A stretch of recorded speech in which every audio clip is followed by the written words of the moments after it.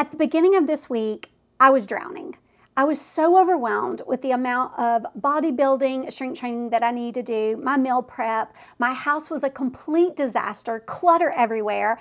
I was trying to tackle my never-ending to-do list, in addition to being a mom, being a nurse, being a wife, and I just felt like I was failing in every single aspect of my life at that point. But by the end of the week, I was able to turn it around. And so I want to share with you just the steps that I took to be able to go from chaos to actually surviving the week. And hopefully these little tidbits of information will help you too. Starting on Monday, I was coming off of being at the hospital for 3 straight days due to the winter storm that I covered in my last video.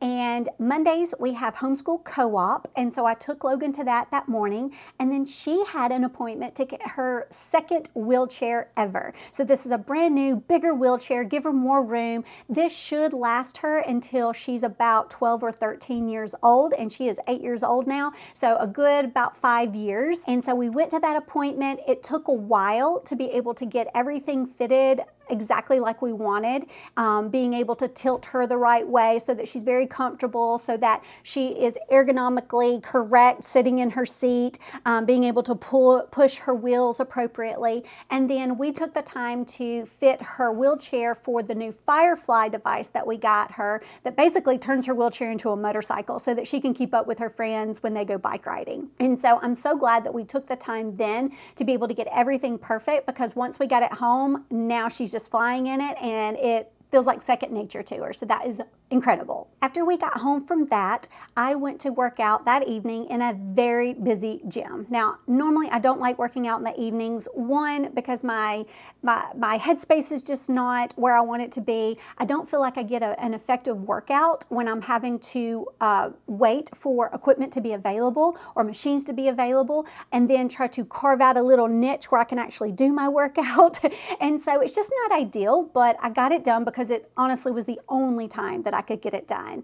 And then I came home and I realized I had no food prepped for meal prepping. And so I had to just really quickly get some things cooked up so that I could meet my macros for the day. Tuesday seemed to be the day when everything came just crashing down on me mentally. I got up and went ahead and got my strength training out of the way that morning. And when I came back home, I was able to cook up just a little bit more for my meal prep. And then I realized that we had to rush to get Logan to her adaptive PE class. And so I just threw some stuff into the lunchbox for her and we rushed out of the house to Lakeshore. I don't like being constantly rushed and not feeling like I am keeping on top of everything.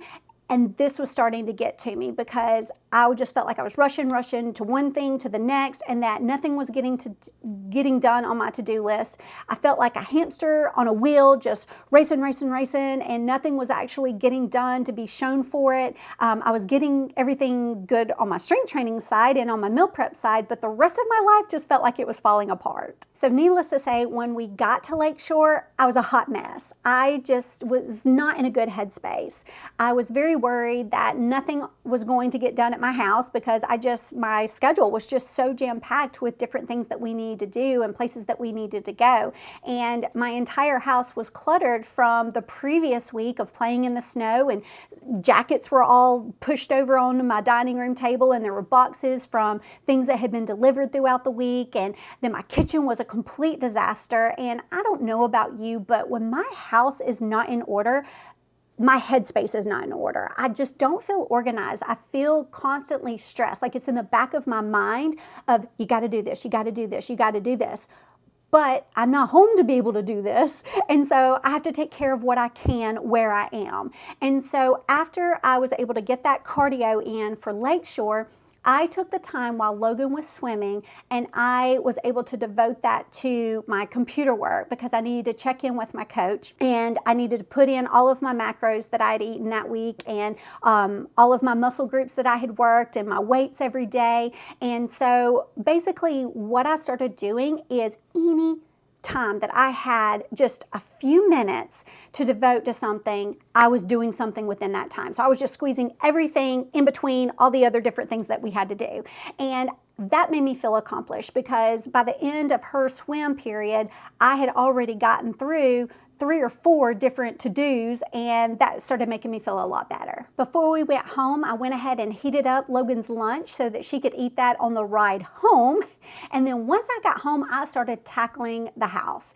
I started with the kitchen because that's, for me, the easiest thing for me to be able to clean, because I can get all the dishes out of the sink and into the dishwasher, and I can wipe down the counters, and it instantly looks so much more cleaner and organized. So I started there, and then I tackled my dining room table and got everything put up appropriately. I took everything out of the delivery boxes and got those organized, and then I tackled my, oh gosh, y'all, I tackled my luggage. I still had not fully unpacked from my anniversary trip at the beginning of this month. And so I went ahead and did all of that. James, thank goodness, had already washed and dried all of my clothes, and he puts them on the bed for me and lays them out. And because I had been so busy, I had just been piling them up, and I was able to go through all of those clothes, and I just instantly felt better. When I got all of that done, it just, it lifts something up off of me, off of my shoulders, and I just feel not so heavy and overwhelmed, and thought, okay, I can do this. And so that leads us into Wednesday, where I teach Tabata in the morning, and then I had my strength training session after that.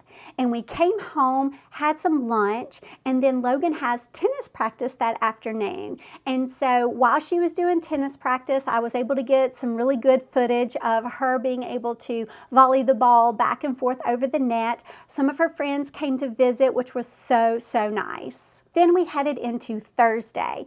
Thursday, January the 16th, is my brother's heavenly birthday. He is 4 years younger than me, and he passed away a few years ago, and Logan never got to meet him, and she has been begging to go to his grave to be able to see where he was laid to rest. And so she is an artist just like he was.